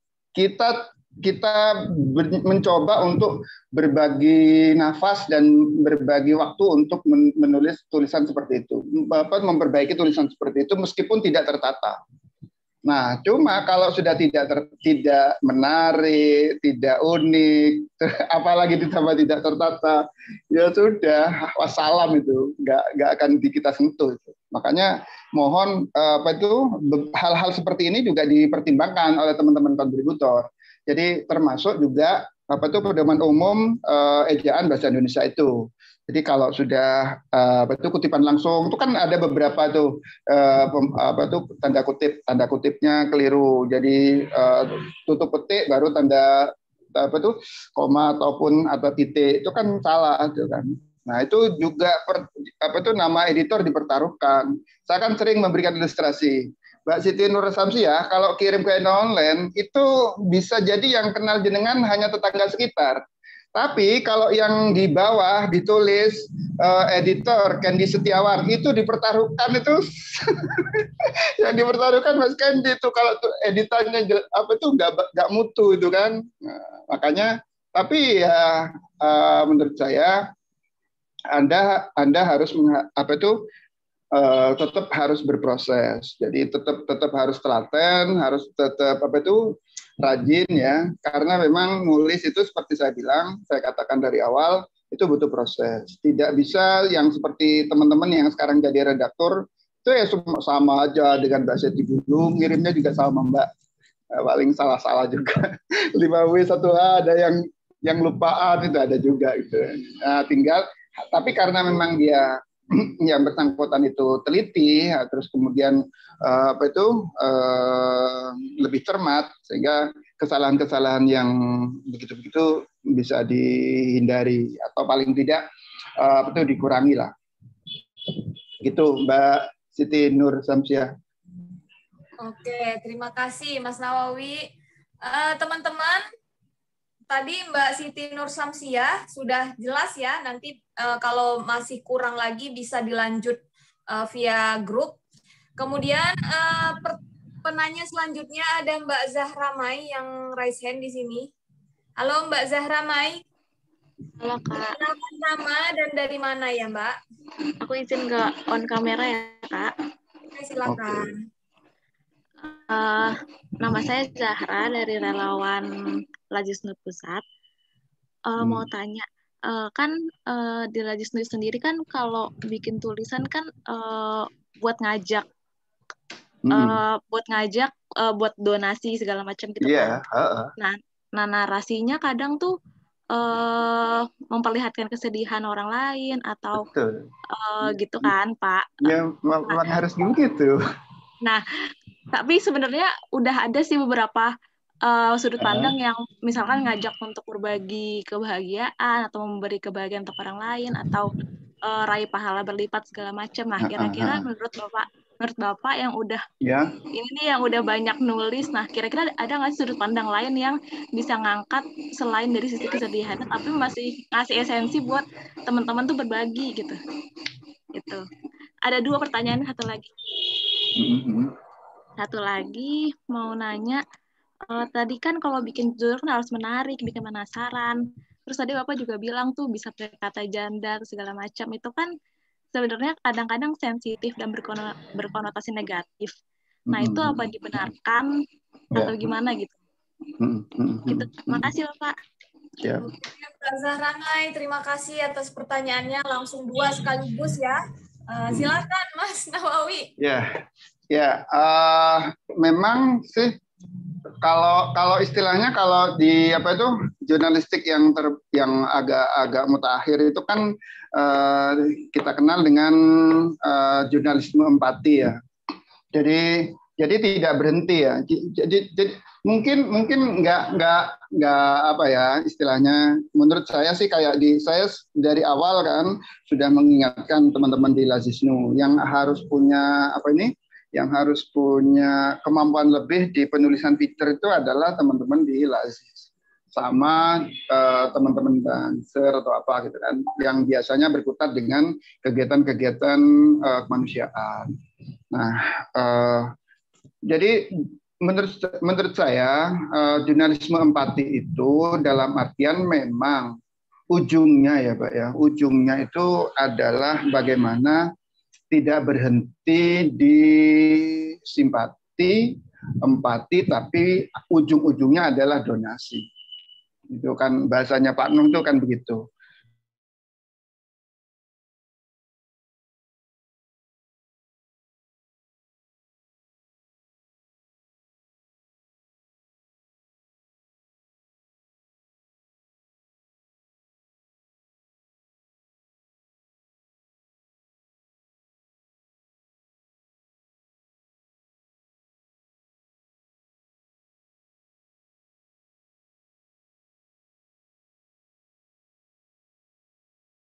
Itu. Jadi jurnalismenya memang jurnalisme empati. Ya menurut saya tidak memang yang harus lebih dieksplorasi memang itu. bukan ya mohon maaf ya, bukan mengeksplorasi penderitaan orang ya, tapi kita dalam kapasitas ingin mengajak orang lain itu memiliki sisi empati. Kenapa website atau kita bisa.com dan macam-macam bisa sampai mendapatkan donasi yang segede itu? Di samping karena memang dibantu kredibilitasnya memang teruji, kemudian gambar yang dibagi adalah gambar yang memang mengajak orang itu berempati dan simpati dan berdonasi. Dan yang tidak kalah penting ya mungkin ada narasi yang lebih bisa menyentuh hati orang. Itu yang saya tangkap dari pertanyaan Mbak Zahra. Yang kedua tentang konotasi negatif. Ya, memang teman-teman redaktur utamanya ya itu memang harus ekstra hati-hati ya dan memperluas pengetahuan. Saya umpamanya di Jatim itu sangat tidak mentoleransi ada kata perempuan cantik. Itu langsung saya marah-marah mesti. Karena konotasinya ada perempuan yang tidak cantik gitu kan. Semua sama ciptaan Tuhan, apa itu cantik, apa itu termasuk ada istilah bapaknya gadis gitu kan. Nah, kalau janda ya memang sensitif ya kalau boleh dibilang. Tapi makanya menurut saya harus diselingi dengan hal-hal yang tidak menimbulkan sisi negatif. Contohnya umpamanya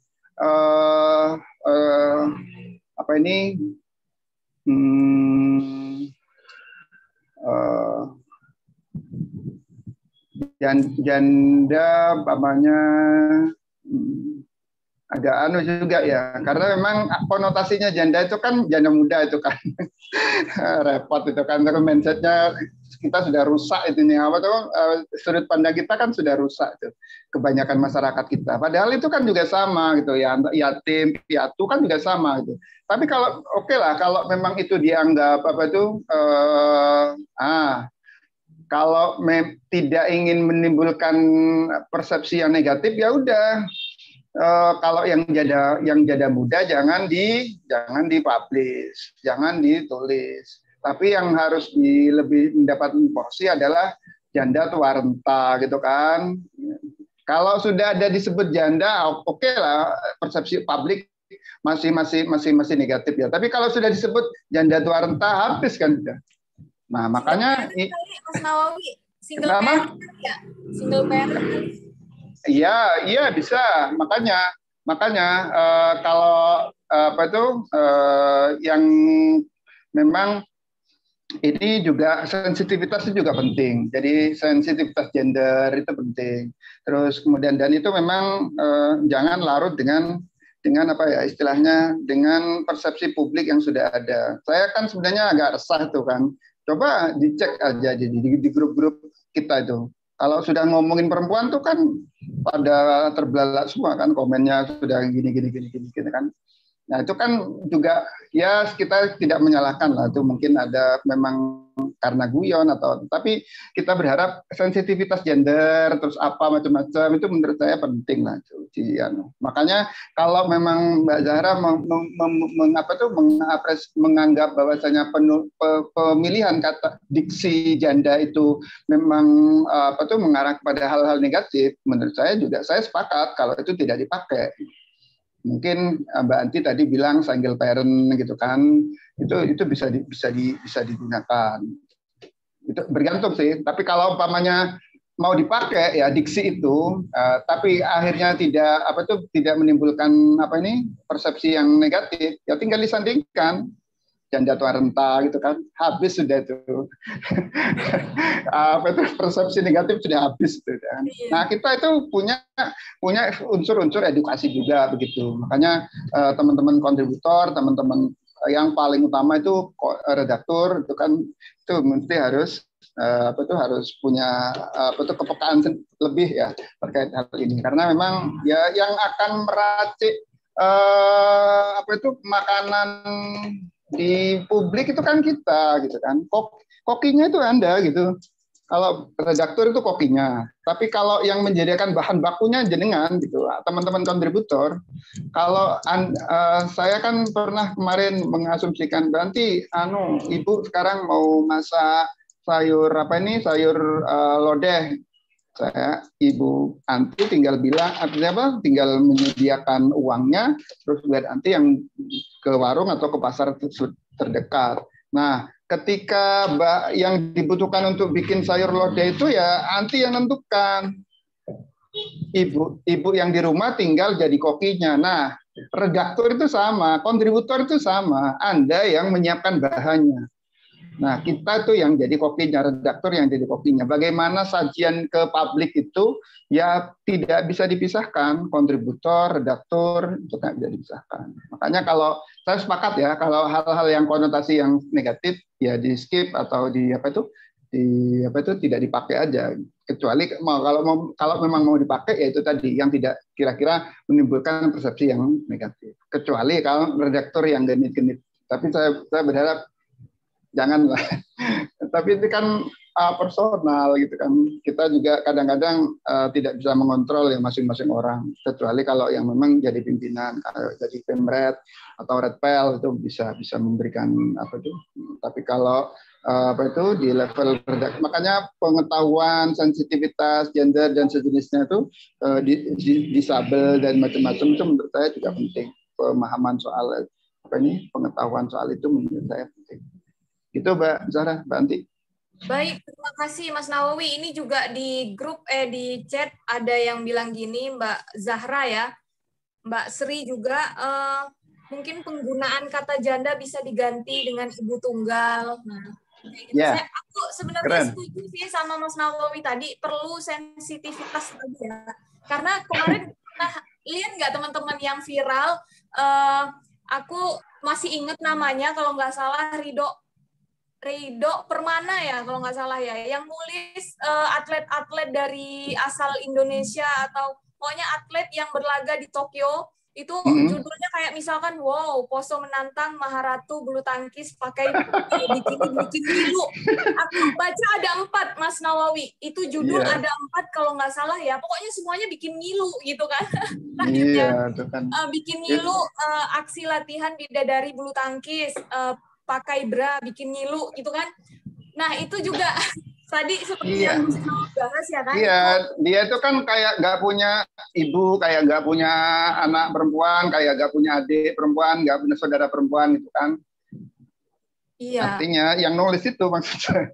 Atau redakturnya juga merasa lahir dari bukan seorang ibu gitu kan. Bagaimana perempuan dieksplorasi kayak gitu kan. Iya. Cuma kalau saya Mas Nawawi, kalau saya melihat ini ngelihat bra aja ngilu gitu. Emang ini ada penyakit apa gitu bikin ngilu mulu gitu kan. Jadi jangan sampai deh teman-teman kayak gitu ya. Gimana? Iya. Iya gitu ya, mungkin jangan ada kasus kayak tadi itu apa-apa bikin ngilu gitu kan. Gitu teman-teman, aku cuman berbagi beberapa. Jadi ikut ngilu. Ya. Gimana Mas Sofa? Oke.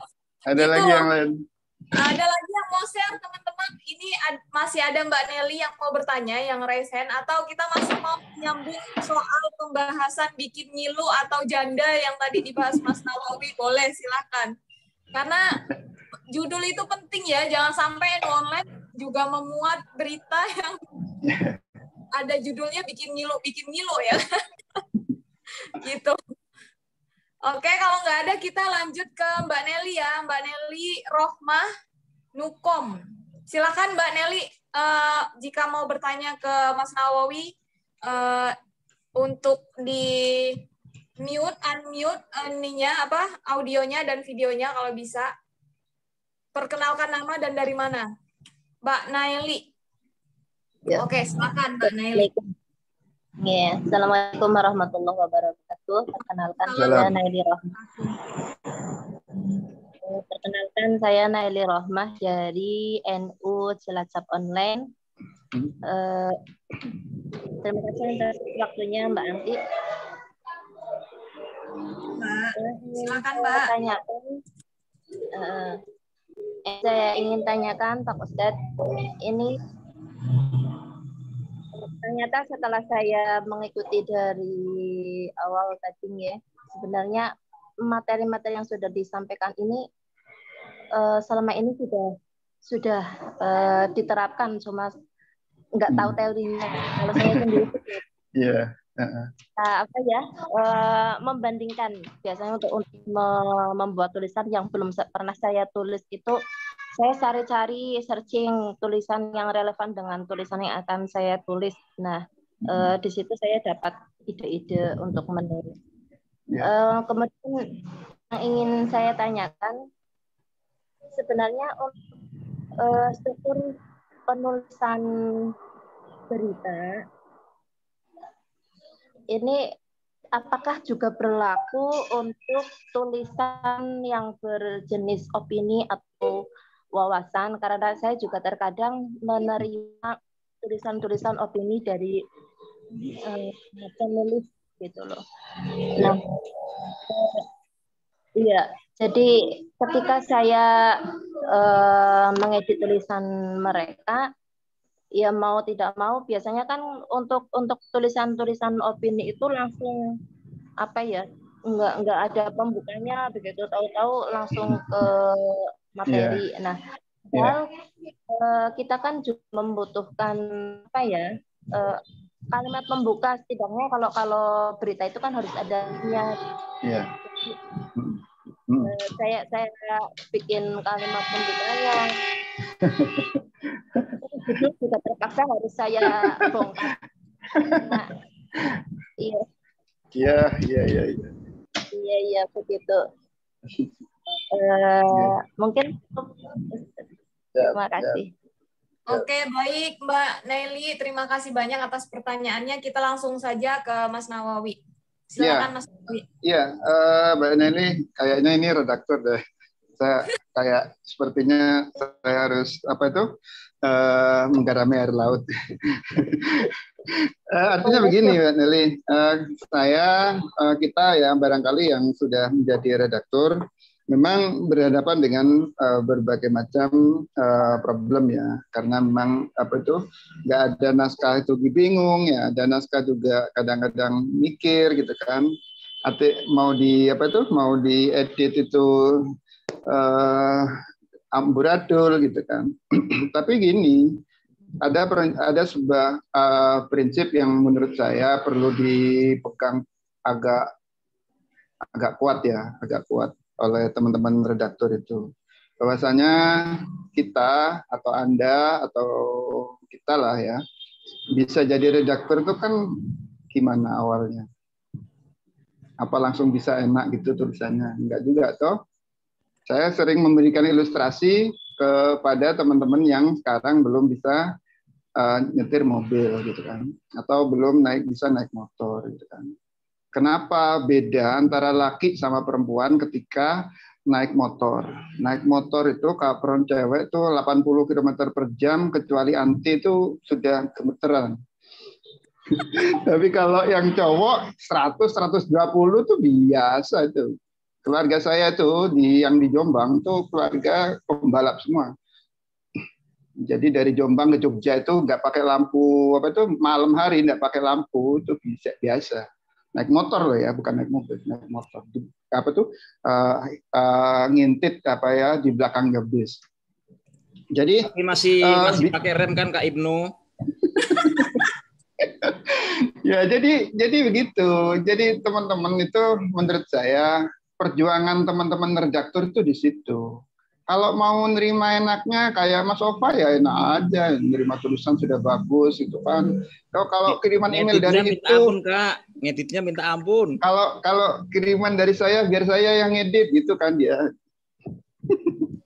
Tapi ada blacklist, ada kalau saya kan ya mohon maaf tanpa harus menyebut nama itu kan. Ada saya punya teman, saya tahu kondisi dia memang punya keterbelakang, punya sesuatu yang tidak sama lah dengan kita. Nah, sehingga suatu ketika saya ngedit tulisan dia, teman-teman nyeletuk, gimana ceritanya tulisan dia yang biasanya amburadul kok jadi bagus gitu.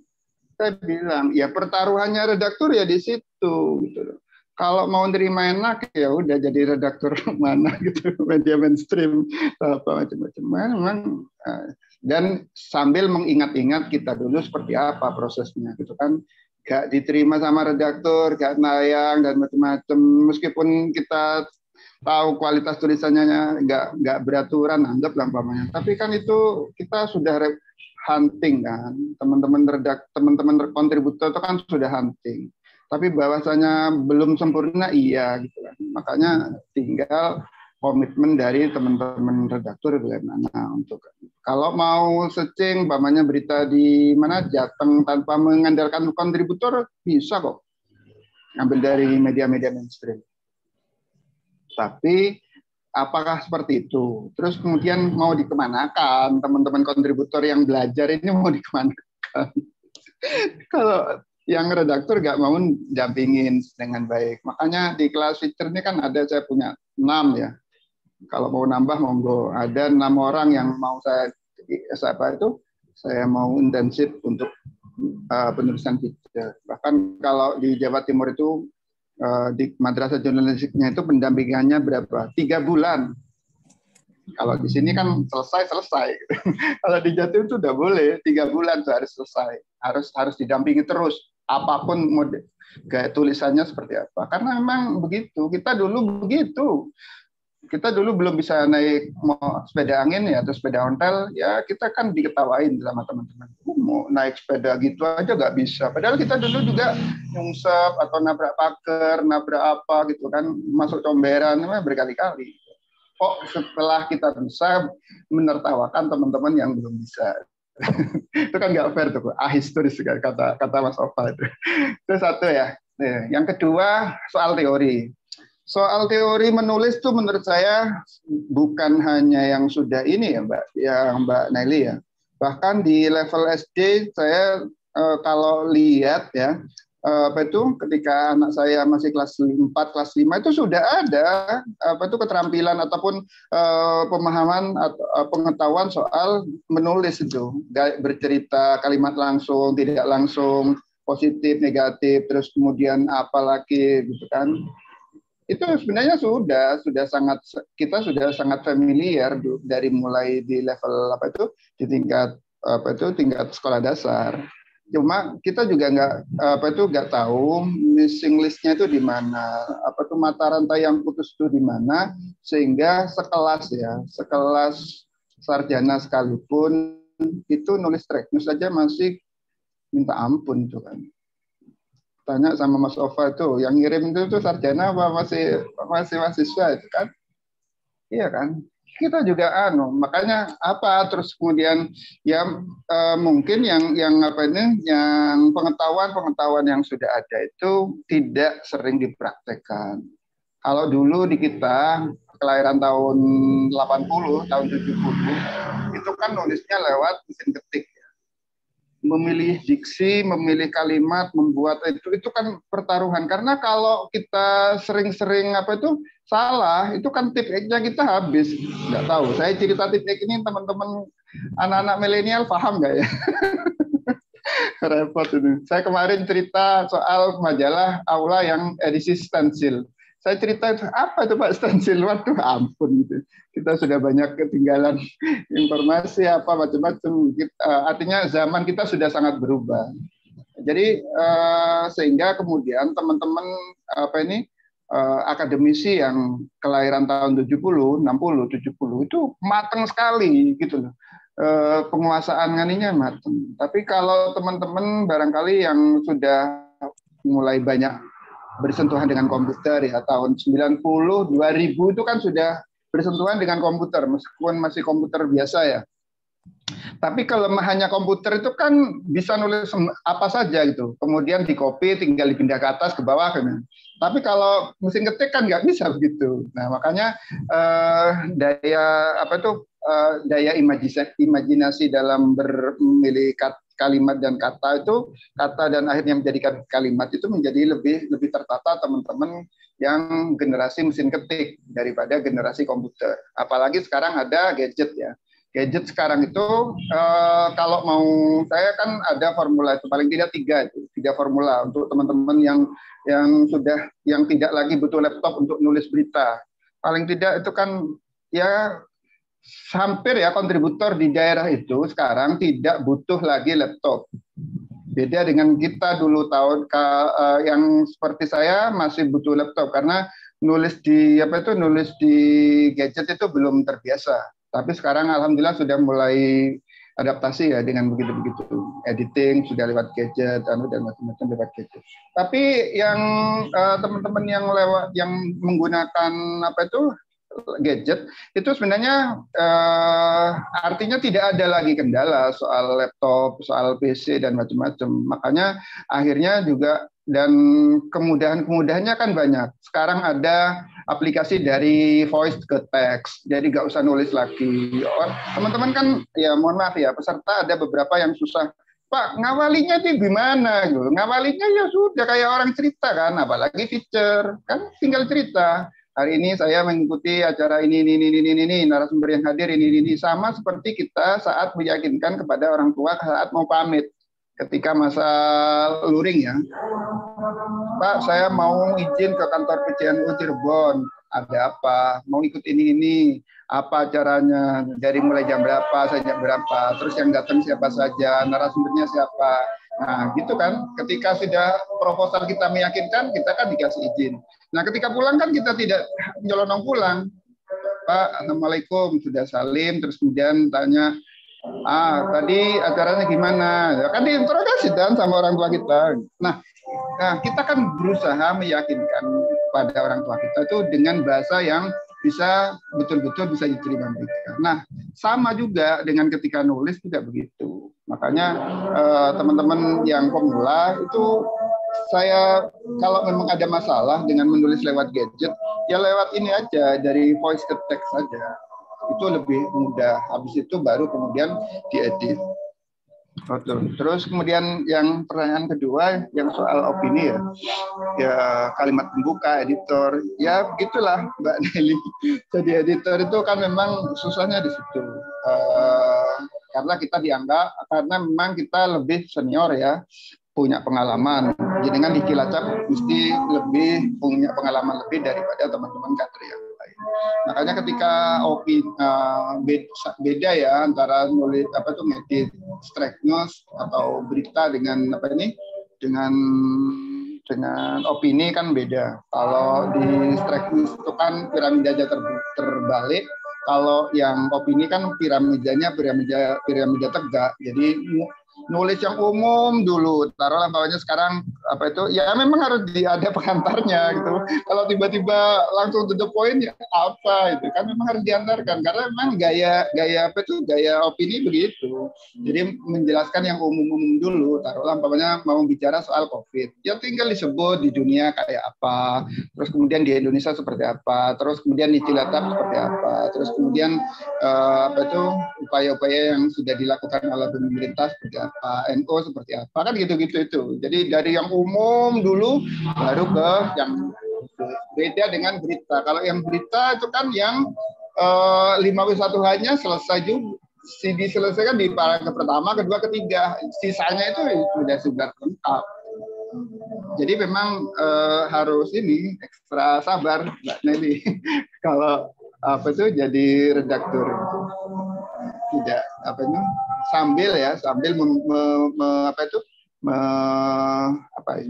sambil memandang menjadi redaktur itu adalah ikhtiar ataupun cara kita dalam melayani umat ya lewat itu.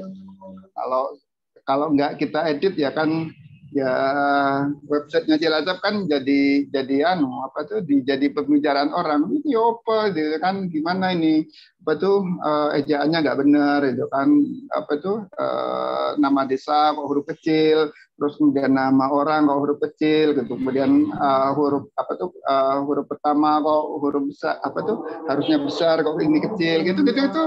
Ya akhirnya kan yang dipertaruhkan kan Mbak Naili juga sebagai redaktur, sama dengan Kang Ova gitu kan. Kalau umpamanya yang ngirim, umpamanya anak kontributor di Jatim itu kan nggak terkenal. Tapi kalau yang ngedit Ova itu kan orang tahu sedunia. Karena sudah tercemar ya kan? Ya. Bukan terkenal lagi, tercemar.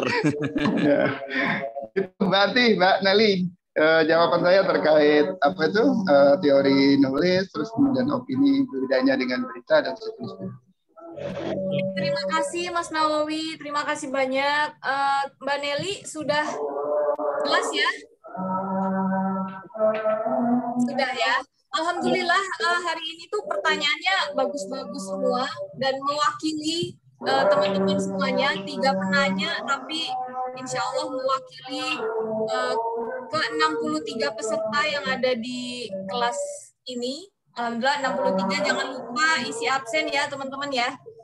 Dan semoga semakin minggu, semakin pekan, 3 pekan berlalu sudah, dan ini juga pekan ketiga, mudah-mudahan semakin menambah pengetahuan kita, wawasan kita, dan tentunya yang saya tangkap, yang saya garis bawahi tadi dari Mas Nawawi itu intinya jam terbang. Jadi mau berlatih sebanyak apapun, maksudnya belajar sebanyak apapun terkait teori, tapi kalau nggak menulis, nggak dipraktekin ya, nggak, itu sama dengan nol. Mungkin kira-kira yang saya tangkap dari Mas Nawawi tadi itu yang sangat lekat ya. Intinya teruslah berlatih dan menulis, dan itu juga buat diri saya sendiri. Alhamdulillah, terima kasih banyak Mas Nawawi. Di ujung acara ini saya pengen ada closing statement dari Mas Nawawi atau Kak Ibnu. Saya panggilan sayang saya kepada Mas Nawawi Kak Ibnu. Silakan Mas Nawawi. Ya, oke. Terima kasih Mbak Anti. Masih ada satu kesempatan tatap muka lagi minggu depan. Tapi terus terang itu hanya formalitas ya. Itu formalitas. Teman-teman saya berharap jangan terjebak dengan formalitas. Jadi pertemuan termasuk juga pelatihan itu kan formalitas. Yang lebih menentukan itu memang seperti disampaikan Mbak Anti tadi, memang terus berusaha untuk menulis. Saya sekali lagi tidak capek-capek mengingatkan terkait kemampuan itu tadi, mengilustrasikannya dengan kita naik motor, atau teman-teman yang sekarang jago futsal ya, ada yang jago futsal nggak? Itu kan kalau nggak sering latihan kan ya juga ngos-ngosan. Saya pernah sekali nyoba naik futsal, aduh pusing itu, padahal baru 10 menit. Karena memang ya tidak pernah membiasakan untuk olahraga fisik seperti itu. Makanya yang paling penting itu adalah terus mencoba. Itu satu yang untuk yang teman-teman yang di mana, yang di kontributor ya, dan calon penulis ya. Jadi bahwasanya teman-teman yang sekarang enak nulisnya Pak Dahlan Iskan, terus kemudian beberapa kalau mau bongkar-bongkar bukunya Mahbub Junaidi, terus kemudian salam redaksinya Mas Mutafi di online, itu nggak bakalan bisa kayak gitu. Research-nya itu nggak bakalan bisa kalau tiba-tiba sampean punya hanya tanpa dibekali dengan kemampuan membaca dan terus berlatih. Jadi ujungnya ataupun intinya adalah itu tadi, membaca dan tidak capek untuk berlatih. Yang kedua, untuk teman-teman redaktur, harapan saya sih mumpung jadi redaktur, mumpung lagi berkuasa ya di redaksi, ya jadikan itu kesempatan untuk menumbuhkan kepercayaan diri kontributor agar mereka punya semangat untuk menulis. Bagaimanapun juga mereka menjadi kontributor itu adalah, saya sering mengatakan kontributor itu adalah istilahnya permata. Kita sudah nggak capek-capek datang ke, taruhlah banyak kalau yang di Jawa Timur ya, tidak perlu datang ke Banyuwangi, tidak perlu datang ke Situbondo, ke Bondowoso, ke Sumeneb, ke Kepulauan, ke Bawean. Tiba-tiba ada yang daftar, kirim artikel, kirim tulisan gitu kan. Itu kan kalau nggak permata apa ya? Nah, makanya sudah kita dapat by name by phone ya, kita telatenin, kita anggap dia sebagai penerus kita di masa mendatang. Kita kan juga nggak tahu kan mau hidup setahun lagi, 2 tahun lagi itu kan, mumpung lagi jadi redaktor ya, ayo kita terima beberapa tulisan teman-teman, beberapa tulisan teman itu terus kemudian kita perbaiki kualitasnya sambil juga disapa ya, sehalo lah apa kesulitannya, apalagi apa, sehingga kita bisa tahu. Saya ada 6 orang itu kan sudah saya sapa, ada yang dari Depok, ada yang dari mana, Sumedang. Ya karena memang saya menganggap mereka itu adalah permata itu kan. Tanpa saya harus datang ke Depok, saya sudah ketemu sama Sarif kan, yang dari Depok itu dan seterusnya. Makanya semua bergantung ke masing-masing ya. Yang kontributor mau berproses, yang penulis pemula tetap berproses, jangan kecil hati. Toh yang sudah jadi penulis andal sekarang tuh prosesnya juga sama dengan dirinya. Terus kemudian yang kedua, yang editor, jadikan itu kesempatan untuk melahirkan para kontributor harapan di masa mendatang. Itu berarti. Terima kasih banyak. Ini sangat canggih sekali ini. Alhamdulillah, terima kasih Mas Nawawi atau Kak Ibu.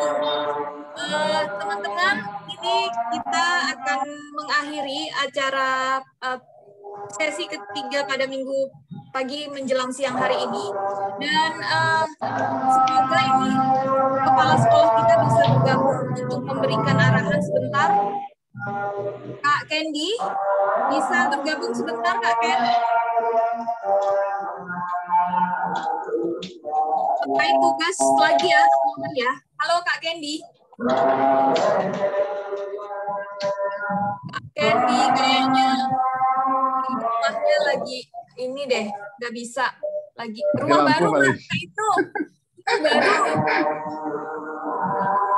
baru. Oh iya.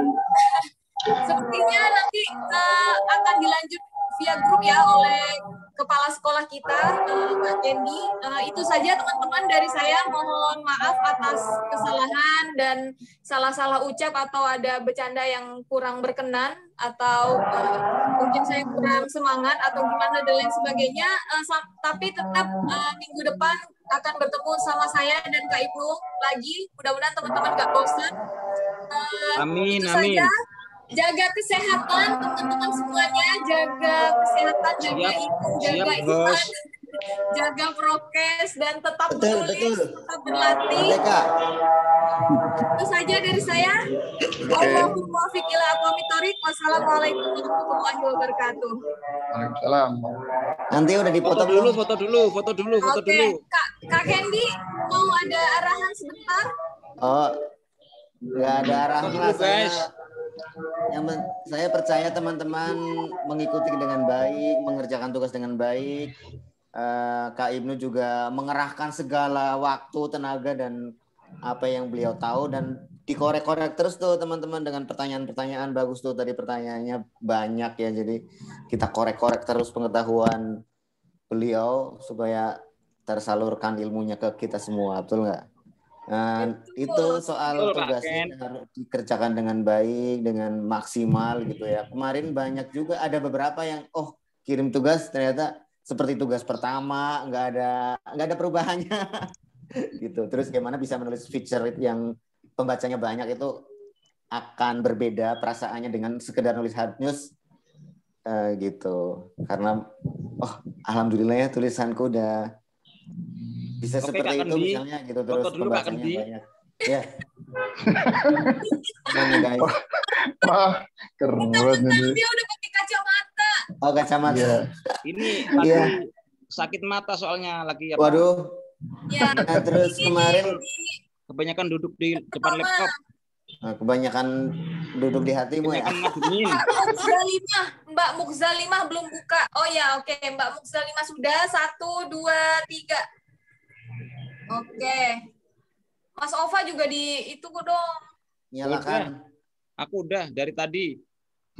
Dari tadi subuh malah. Waduh. Oke, 1 kali lagi. 1, 2, 3. Oke. Sebentar ya teman-teman, saya save dulu. Daftar hadirnya seperti biasa nanti ada link untuk tugas, jadi nanti nunggu ya.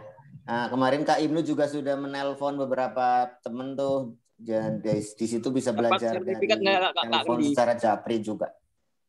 Dapat insya Allah. Nah, yang di layer kedua ini banyak sekali yang tidak menyalakan videonya teman-teman.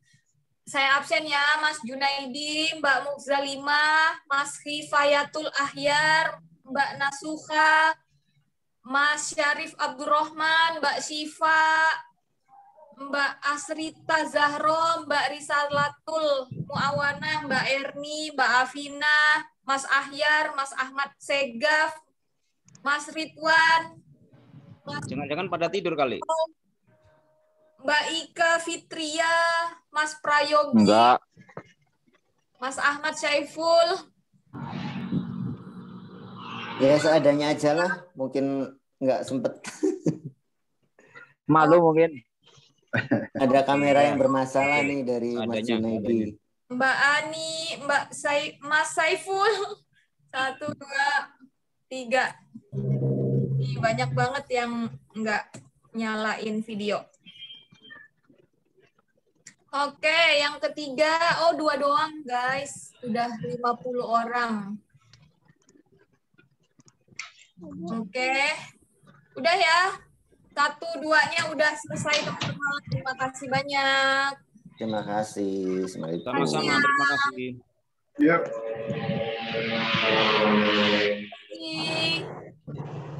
Sehat selalu.